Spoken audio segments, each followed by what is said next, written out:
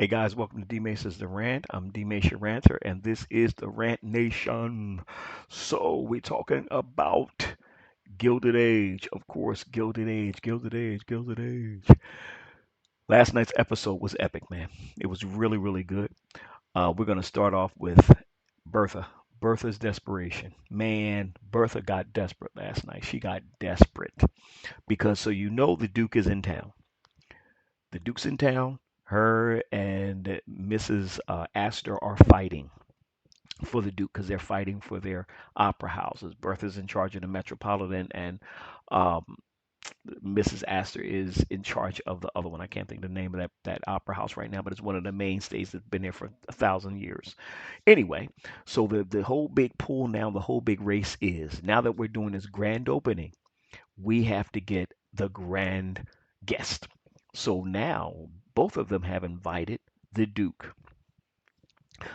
Miss Astor invited the Duke, and she threw the Duke she threw him a few crackers, a few crumbs there, and she said, "Hey, uh, I'll introduce you to society. I'll introduce you to America." And she's very popular. She's very rich, very powerful. She can do this. This is what he wants. He wants an entrance into America. Well, that's uh, very tempting to him. So he says yes to her. But then here comes Bertha, because Bertha's got another plan. Bertha's like, she can't steal. I'm not gonna let him steal him from me like that. Bertha comes to him, and the plan she gives him, now, she doesn't say, but at the very end of the show, you kind of get an idea of exactly what she wagered there. And it's her daughter. It's her daughter, Gladys. And so as you see them, because the Duke, he did come to her. He did come to Gladys's, not Gladys's. He did come to Bertha's opera house. Bertha's opera house was packed out. The Duke came, and that just solidified everything. In that time, you're also seeing Bertha look at the Duke and look at her daughter. And George, now George is like, something's not right here. George is like, what the bleep blahs is going on here? So George is like, he asked her, he said, how did you get the Duke to change his mind and come to here and not Miss Astor, as powerful as Astor is? She says, George, you know what? I don't get in your business when you work in business, don't get into mine. Basically, I'm paraphrasing. And so George was like, hmm. So he sits back and George is like sitting there thinking, and he's like, what did she do? What did she do? What did she do? But when George finds out that it was the daughter that got wagered in this thing, George is gonna have a fit. And Bertha's going to have to answer some questions.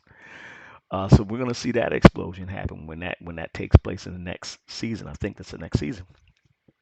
So anyway, there's that. You also see Miss Astor and Miss Van Ryan sitting in the ballroom, and they're sitting there like not that many people there. Everybody has left, and even some of the people who came there have now left and went to the Metropolitan, so they can be amongst the popular crowd. So you kind of see that.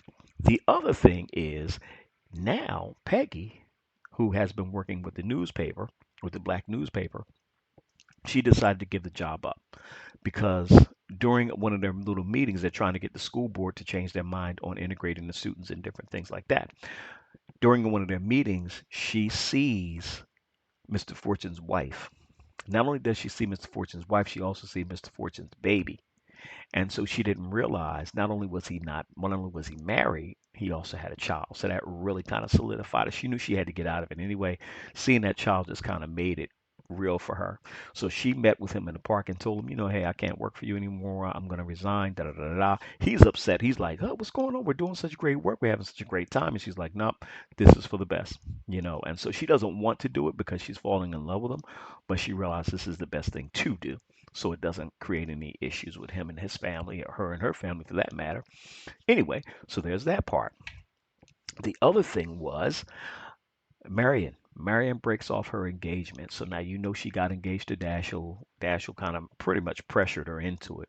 But they have two different things going on. Dashiell has one mind, she has another mind. And she comes to Dashiell. She has a crisis of conscience, and she's like, Dashiell, I can't marry you. I just cannot marry you. And so Dash was like, why? What's wrong? And she's like, we have two different mindsets. You want one thing, I want another. It'll never work.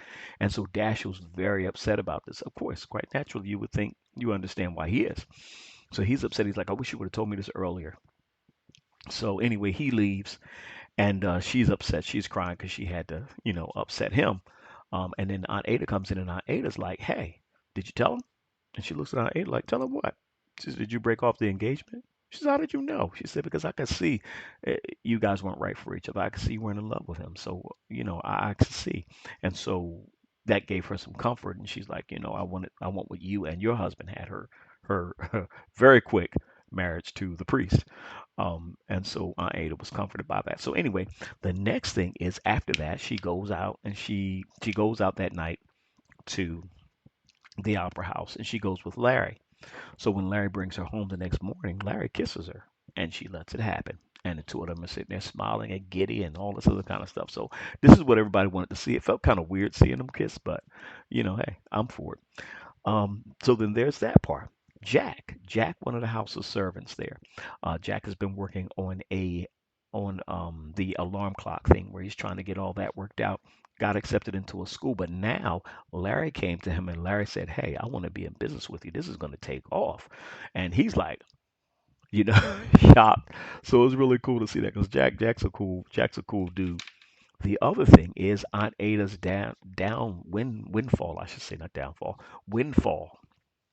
Aunt Ada gets a windfall from her husband. It turns out that the priest took a vow of, I don't know what you call it, but he took a vow where he wasn't going to enjoy any of the pleasures of money or anything like that because his father had left him a lot of land, a lot of money, and he said he's not going to indulge in any of that as a priest.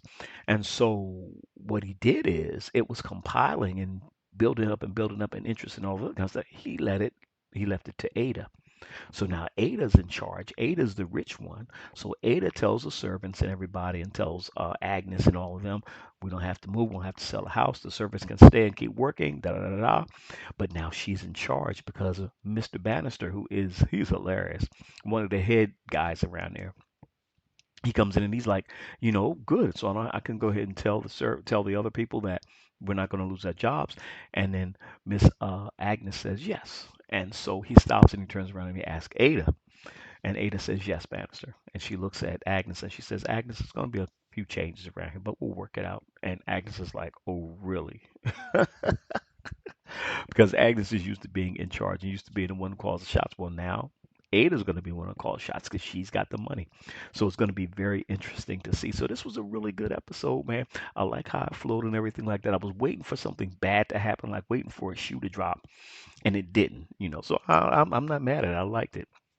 Only thing is, I do want to see now, number one, when George finds out that she did that with their daughter, that she wagered Gladys to the Duke to get the Duke to come to her opera house. George is gonna blow a gasket. So anyway, guys, that is the show. It was really good. And this is the end of the video. Let me know what you think. Like, share, comment, subscribe. I see the subscriptions kind of creeping up, and I'm very appreciative of it, guys. Let's keep it going, man. Let's keep it going. I want to be at least 75 to 100 people by the first of the year. Can we do that? Can we do that? Please do some more like, sharing, and subscribing. Subscriptions, man. Let's help this algorithm out. Appreciate it, man. We're growing. We're moving. I hope that you guys have a wonderful, wonderful evening. And I'm sure I'll be dropping another video before Christmas. But anyway, have a great night, guys. I'm D. Mace, your ranter, and this is the Rant Nation. Welcome, welcome, welcome.